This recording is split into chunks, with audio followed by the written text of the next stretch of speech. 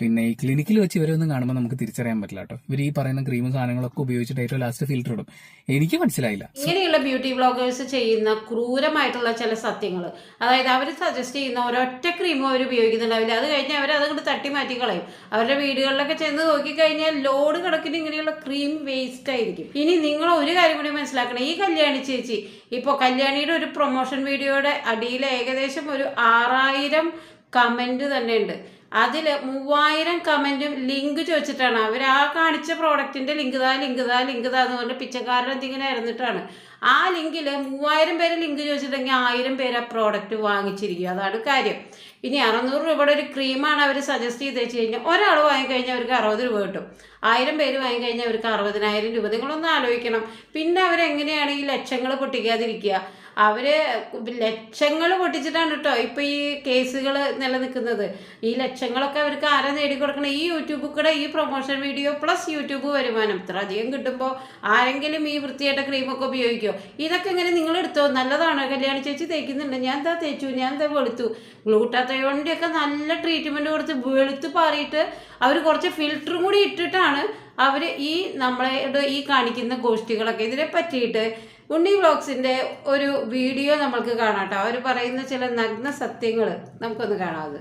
നിങ്ങൾക്ക് വീട്ടിൽ തന്നെ, അതായത് ബ്യൂട്ടി പാർലർ വീട്ടിൽ തന്നെ എന്ന് പറയുന്ന പരിപാടിയാണ് ഇവരെല്ലാം ചെയ്തുകൊണ്ടിരിക്കുന്നത്. ഏതെങ്കിലും ഒരു റാൻഡം 300 രൂപയുടെ ക്രീം വാങ്ങിച്ച് തേച്ച് കഴിഞ്ഞാൽ നിങ്ങൾ ലോകത്തില്ലാത്ത അത്രയും സൗന്ദര്യവതിയാവും എന്ന് ഒരു 10-18 വയസ്സുള്ള വളരെ ഇൻസെക്യൂർ ആയിട്ടുള്ള ഒരു പെൺകുട്ടിയോടാണ് ഇവർ ഈ പറയുന്നത്. അവരത് വാങ്ങി ഉപയോഗിക്കുകയും ഈ 300 രൂപയുടെ ക്രീം അതിൻ്റെ അകത്തുള്ള ഇൻഗ്രീഡിയൻസിനെ കുറിച്ച് ചിന്തിക്കാതിരിക്കുകയും ആജീവനാന്തം മരുന്ന് തേക്കേണ്ട അവസ്ഥയിലേക്ക് അവരുടെ സ്കിന്നിനെ കൊണ്ടെത്തിക്കുകയും ചെയ്യാന്ന് പറയുന്ന ഒരു ദുഷ്ടത്തരമാണ് ഇവർ ചെയ്യുന്നത്.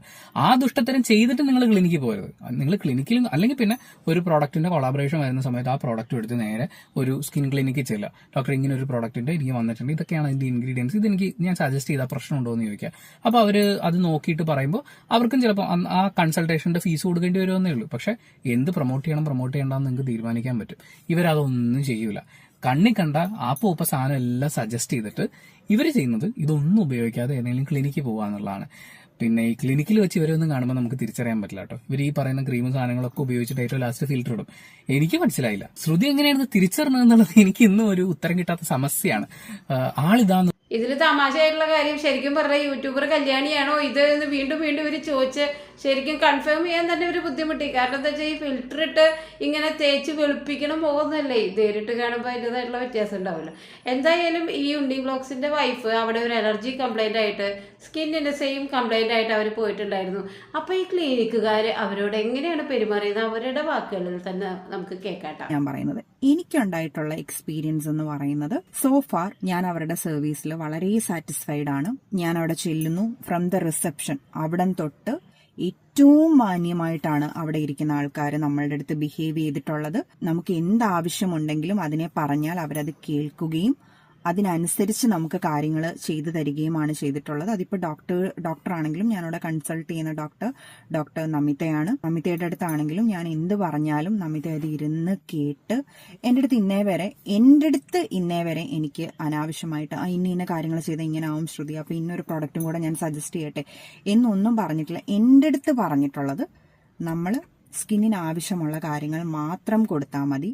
ഇപ്പൊ ലാസ്റ്റ് ഞാൻ ലിപ് അലർജി ആയിട്ട് ചെന്ന സമയം, ഇനി കല്യാണിയുടെ വിഷയത്തിലേക്ക് വന്നു കഴിഞ്ഞാൽ അറിയാലോ, കല്യാണി ഒരു ഡെർമറ്റോളജി സെന്ററിനെ സമീപിച്ചു. ശരിക്കും പറഞ്ഞ ഡെർമറ്റോളജി സെന്റർ പറയുന്നത് ഇവർ ഗ്ലൂട്ടാത്തയോൺ എന്നുള്ള വെളുപ്പിക്കാനുള്ള ചികിത്സയ്ക്കാണ് വന്നിരിക്കുന്നത്. ഇവർ പറയുന്നത് ഇവരുടെ മുഖത്തുള്ള ഒരു പാടിന് വേണ്ടിയിട്ടാണ്. എന്തായാലും രണ്ടുപേരും തമ്മിലുള്ള ആ മിസ്അണ്ടർസ്റ്റാൻഡിങ്ങിന്റെ ഫലമായിട്ട് കല്യാണി കൊളാബ് ചെയ്യാനായിട്ട് ആ സെന്റർ തയ്യാറാവാത്തതുകൊണ്ട് കല്യാണി ബില്ലുകൾ തിരിച്ചു ചോദിച്ചു. അവർ പകുതി ബില്ലേ കൊടുത്തുള്ളൂ എന്നൊക്കെയുള്ള രീതിയിലുള്ള ആരോപണം. ഇവർ കേസ് കൊടുക്കുന്നു. രണ്ടുപേരും ഒരേ സ്റ്റേഷനിൽ തന്നെ ഏകദേശം ഒരേ ദിവസം കേസ് കൊടുക്കുന്നു. അതിനെ തുടർന്ന് കല്യാണിയുടെ ആ സ്കിൻ പ്രോബ്ലത്തിനെ പറ്റി അവർ പറയുന്ന ഒരു വീഡിയോ ഉണ്ട് കേട്ടോ. ഫേസിലെ കുരുവോ കാര്യമൊന്നുമില്ല, പക്ഷെ ഈ ഒരു പാട് നിങ്ങൾക്ക് ഇത് കാണാൻ പറ്റുന്നുണ്ടോ കറക്റ്റ് ആയിട്ടൊന്നും എനിക്കറിയത്തില്ല. ഈ ഒരു പാട് എൻ്റെ 2 സൈഡിലും ഇതുപോലെ ഉണ്ട്. ഈ ഒരു പാട് ഞാൻ സ്റ്റിറോയിഡ് ഉപയോഗിച്ചിട്ട് വന്നാന്നാണ് ആ കുട്ടി പറയുന്നത് വീഡിയോയ്ക്കകത്ത്. അപ്പൊ അത് അങ്ങനെ അല്ല എന്ന് എനിക്ക് കാണിക്കാൻ ഞാൻ കുറച്ച് ഫോട്ടോസ് വീഡിയോസ് എന്തൊക്കെയാന്ന് വെച്ചാലും സൈഡിൽ ഞാൻ പ്ലേ ചെയ്യാം. അപ്പൊ അത് കണ്ടിട്ട് നിങ്ങൾ പറയുക. അതായത് 8 വർഷം മുമ്പ്, എൻ്റെ മോനിപ്പോൾ 8 വയസ്സാണ്. അപ്പോൾ 8 വർഷം മുമ്പ് പ്രഗ്നന്റ് ആയിട്ടിരിക്കുമ്പോൾ നമുക്ക് സ്റ്റിറോയിഡ് ക്രീം യൂസ് ചെയ്യാൻ പറ്റില്ല. സ്റ്റിറോയിഡ് ക്രീം എന്നല്ല, ഒരുവിധമുള്ള സാധനങ്ങൾ നമുക്ക് പ്രത്യേകിച്ച് യൂസ് ചെയ്യാൻ പറ്റില്ല.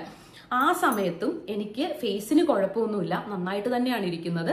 പക്ഷെ ഈ പാട് അവിടെ തന്നെ നിങ്ങൾക്ക് ശ്രദ്ധിക്കാം, അതെനിക്ക് അവിടെ തന്നെ ഉണ്ട്. അത് കഴിഞ്ഞിട്ട് ഇത് എന്തുകൊണ്ട് ഈ പാട് വന്നു എന്ന് ചോദിച്ചു കഴിഞ്ഞാൽ ഇനി എൻ്റെ അച്ഛൻ്റെ ഫോട്ടോ ഞാനിവിടെ കൊടുക്കാം.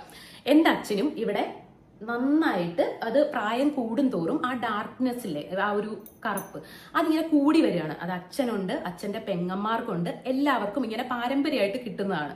അപ്പോൾ എനിക്കും ഇത് ഇങ്ങനെ ഉണ്ട്. ഇതിപ്പോൾ എനിക്കിനി ഇങ്ങനെ പ്രായം കൂടി വരുന്തോറും ഇതിങ്ങനെ തെളിഞ്ഞു വന്നാലോ എന്ന് എനിക്കൊരു പേടി. അതായത് നമ്മൾ നോർമലായിട്ട് ഒരു ക്രീം ഇട്ടാലോ അല്ലെങ്കിൽ എന്തെങ്കിലും ചെയ്താലോ ഒന്നും പോവില്ല. കാരണം ഇത് മെലാസ്മ പോലെ അങ്ങനെ ഫാമിലി ആയിട്ട് നമുക്ക് വരുന്നതാണോ എന്ന് എനിക്ക് ഉള്ളിൽ ഭയം വന്നു.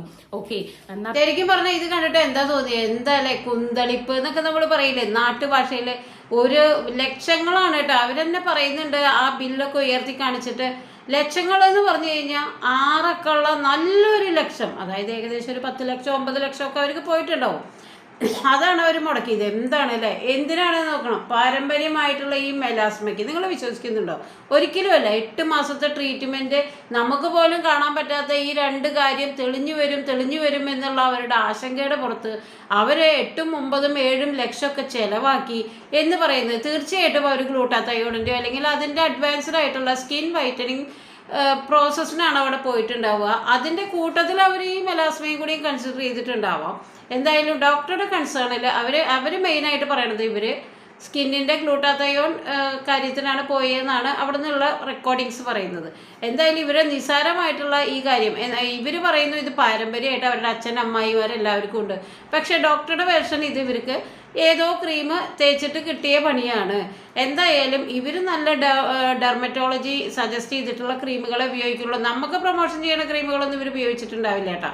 അങ്ങനെ ഏതെങ്കിലും ഒരു ഡെർമറ്റോളജിസ്റ്റ് സജസ്റ്റ് ചെയ്ത ക്രീം പറ്റിയിട്ടുണ്ടായ റിയാക്ഷനാണോ? അതല്ല മെലാസ്മ തന്നെയാണെങ്കിൽ പോലും ഈ കൊല്ലത്തിൽ നിന്ന് തിരുവനന്തപുരത്തേക്ക് 75 കിലോമീറ്റർ കാർ എടുത്ത് പോണ വഴിക്കുള്ള ഫുഡ്, അക്കോമഡേഷൻ, അതിൻ്റെ ചിലവൊക്കെ വഹിച്ച് ഇവർ ഈ 8 മാസത്തോളം നീണ്ട ചികിത്സ അവിടെ നടത്തി എന്നുള്ളത് വല്ലാത്തൊരു അത്ഭുതമാണ്. അപ്പോൾ അവരുടെ പൈസയുടെ ആ ഒരു 8 ലക്ഷം 7 ലക്ഷം രൂപ അവരുടെ ഏതെങ്കിലും ഒരു കുട്ടികളുടെ ഒരു 8 കുട്ടികളുടെ ഉപരിപഠനത്തിന് ഈ +2 ഒക്കെ കഴിഞ്ഞ് ഡിഗ്രിയും കഴിഞ്ഞ് ഒന്നും ചെയ്യാൻ പറ്റാതെ ചെറിയ നഴ്സിംഗ് കോഴ്സുകൾ പോലും പൈസ ഇല്ലാത്തതുകൊണ്ട് ചെയ്യാൻ പറ്റാതിരിക്കുന്ന എത്രയോ പെൺകുട്ടികളുണ്ടല്ലോ. അവരുടെ ഭാവിക്ക് ഇവരുടെ ഈ അച്ഛൻ്റെന്ന് കിട്ടിയ ഈ മെലാസ്മയ്ക്ക് വേണ്ടിയിട്ടാണ് ഇവർ 8-9 ലക്ഷം ചിലവാക്കിയത്.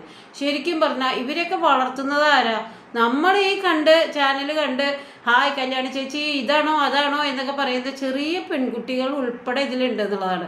അവരുടെയൊക്കെ ഒരു ശാപം ഇവരെ വിട്ടുമാറുന്നു നിങ്ങൾ വിചാരിക്കുന്നുണ്ടോ? എന്തായാലും നമ്മൾക്ക് ഫർദറായിട്ട് അവർ ചെയ്ത ട്രീറ്റ്മെന്റിന്റെ കഥ കേൾക്കാം. പിന്നെ പേരൻസിനും ഉണ്ടായോണ്ട്, അതായത് എൻ്റെ അച്ഛനും ഉണ്ടായോണ്ട് അതിന്റെ സമയം എടുക്കും നമ്മളോട് പറഞ്ഞുകൊണ്ട് എനിക്കത് ഭയങ്കര കൺവിൻസ് ആയിരുന്നു. ഓക്കെ, ടൈം എടുത്താലും സാരമല്ല, ഇനിയിപ്പം ഇത് മാറുമല്ലോ, കുഴപ്പമില്ലല്ലോ, ഇനി ഇതിങ്ങനെ തെളിഞ്ഞു വരില്ലല്ലോ, അച്ഛൻ്റെ നന്നായിട്ട് തെളിഞ്ഞു വന്നു ഇപ്പോൾ. അപ്പോൾ അങ്ങനെയാണ് ഞാൻ മനസ്സ് വിചാരിച്ചത്. അങ്ങനെ തന്നെ എൻ്റെ ഒരു 4-5 മാസം അങ്ങ് പോയിട്ടുണ്ടായിരുന്നു. അങ്ങനെ ഒരു 4 മാസം 5 മാസമൊക്കെ ആയിട്ടും ഈ പാടിന് വലിയ മാറ്റങ്ങളൊന്നും വരാത്തതുകൊണ്ട് തന്നെ നമ്മൾ അവരോട് പറഞ്ഞു ഇതുപോലെ മാറ്റങ്ങൾ വരുന്നില്ല, മാത്രമല്ല എൻ്റെ ഫേസ് ഒന്നുകൂടെ ഡാർക്ക് ആവുന്നു, കുഞ്ഞു കുഞ്ഞു കുരുക്കളൊക്കെ വരാൻ തുടങ്ങി എന്നുള്ള കാര്യം നമ്മളിങ്ങനെ പറഞ്ഞപ്പോൾ അവർ പറഞ്ഞു അപ്പോൾ അത് മാം എനിക്ക് ഈ പാട് മാറാത്തത് സ്കിന്ന് ഹൈഡ്രേറ്റ് ആവാത്തോണ്ടായിരിക്കും, അപ്പം നമുക്കൊരു ഇഞ്ചക്ഷൻ ചെയ്യാന്ന് വെച്ചിട്ട് എൻ്റെ മുഖത്ത് ഇങ്ങനെ അവർ ഇഞ്ചക്ഷൻ ചെയ്തിട്ടുണ്ടായിരുന്നു. ആ ഇഞ്ചക്ഷൻ ചെയ്തത് മുഖേന എൻ്റെ ഫേസിൽ രക്തം കട്ട പിടിച്ചു. എന്നിട്ട് ഞാൻ വീട്ടിലെത്തിയിട്ട് അവർക്ക് അവരുടെ വാട്സപ്പിൽ അയച്ചു, ഇതുപോലെ എനിക്കിങ്ങനെ രക്തം കട്ട പിടിച്ച് ഭയങ്കര വേദനയുണ്ട്, കുറച്ചിങ്ങനെ ഇതായിട്ടിരിക്കുമായിരുന്നു, അപ്പം അത് നല്ല പെയിൻ ഉണ്ടെന്ന് പറഞ്ഞു. ഇതവർക്ക് ഞാൻ എന്നിട്ട് എൻ്റെ കൺസേൺ ആയിട്ട് അയച്ചതാണ് കേട്ടോ. എൻ്റെ ഫേസിൽ ഇതുപോലെ ഈ മരുന്ന് ഇങ്ങനെ കുത്തി വെച്ചിട്ട് ഇവിടെ ദാണ്ട ഇങ്ങനെ കട്ട പിടിച്ച്, മരുന്നാണോ ഇനി ബ്ലഡ് ആണോ എന്നറിയില്ല, നല്ല വേദനയും നീരും ഒക്കെ ആയിരുന്നു. അപ്പം ഞാനത് അവരോട് പറഞ്ഞപ്പോൾ അവര് ഈ ഒരു ക്രീം ഡേറ്റ് മുകളിൽ വരുന്നുണ്ട് കേട്ടോ. ഈ ഒരു ക്രീം വാങ്ങി മെഡിക്കൽ സ്റ്റോറിൽ നിന്ന് വാങ്ങിയിട്ട് ഇത് തേച്ച് നന്നായിട്ട് മസാജ് ചെയ്യാൻ പറഞ്ഞു. എനിക്കിത് മസാജ് ചെയ്തിട്ടും കുറയാത്തോണ്ട് തന്നെ നമ്മൾ വീണ്ടും കൺസൾട്ട് ചെയ്യാൻ വേണ്ടി പോയിട്ടുണ്ടായിരുന്നു കേട്ടോ.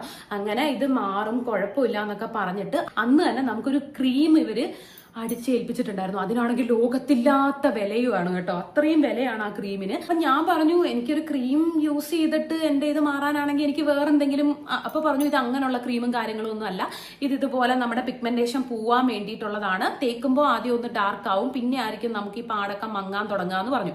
ഓരോ തവണയും അവർ ഓരോ സാധനങ്ങൾ നമ്മളിങ്ങനെ അടിച്ചേൽപ്പിച്ചുകൊണ്ടേയിരിക്കുക, നമ്മളത് ഓക്കെ മാറും എന്നുള്ള വിശ്വാസത്തിൽ തന്നെ ഇങ്ങനെ പോവാണ്.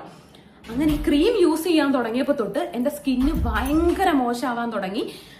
ഇവിടെ എല്ലാം ഇങ്ങനെ ആദ്യം ഇവിടെ എല്ലാം ഇങ്ങനെ വന്നു. അപ്പൊ മാർച്ച് മാസമൊക്കെ ആയതുകൊണ്ട് തന്നെ ഞാൻ വിചാരിച്ചു ചൂടുകുരു ആയിരിക്കും എന്നാണ് ഞാൻ വിചാരിച്ചത്.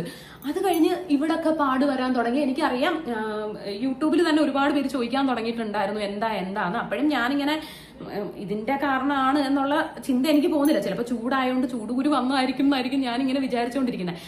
പക്ഷേ എന്നിട്ട് ഞാൻ ആ ക്രീമൊക്കെ ഒന്ന് നിർത്തി കഴിഞ്ഞപ്പോൾ എനിക്കിങ്ങനെ, അതായത് സീച്ചേട്ടനും എല്ലാം എന്നെ വഴക്ക് പറയാൻ തുടങ്ങിയിട്ടുണ്ടായിരുന്നു. അപ്പൊ ഞാൻ അതങ്ങ് നിർത്തി കഴിഞ്ഞ് കുറച്ച് ദിവസം കഴിഞ്ഞപ്പോഴത്തേന് ഈ കഴുത്തിന്റെ ഇവിടുത്തെ എല്ലാം അങ്ങ് പോയി, ആ ഒരു വന്ന സംഭവങ്ങളെല്ലാം. അപ്പൊ നമുക്ക് അതെ, അവരെ പറയുന്നുണ്ട് ഹൈഡ്രേറ്റ് ചെയ്യാനായിട്ട് മുഖക്കുരുവിന് അവർ ഇഞ്ചക്ഷൻ ചെയ്തു. അതായത് ഇവർ പറയുന്നു അവർ സജസ്റ്റ് ചെയ്ത ക്രീം കയറ്റിയപ്പോൾ എനിക്ക് മുഖക്കുരു വന്നു. മുഖക്കുരു എന്ന് പറയുമ്പോൾ മുഖക്കുരുവിൻ്റെ ഫസ്റ്റ് ചികിത്സ എന്ന് പറയുന്നത് ഒരു ഡെർമറ്റോളജിക്കൽ സെന്ററിനെ സംബന്ധിച്ചിടത്തോളം ഹൈഡ്രേറ്റ് ചെയ്യാനുള്ള ഇഞ്ചക്ഷനാണ്. അത് ചിലപ്പോൾ മരുന്നായിട്ട് തരാറുണ്ട് ഇഞ്ചക്ഷൻ. ഹൈഡ്രേറ്റ് ചെയ്യാനുള്ള ഇഞ്ചക്ഷൻ എന്ന് പറയുമ്പോൾ സ്കിന്നിൽ അത് നമ്മൾ സൂചി കൊണ്ട് കുത്തി ഇഞ്ചക്ഷൻ എന്ന് പറഞ്ഞാൽ അറിയാലോ, ഇൻജെക്റ്റ്.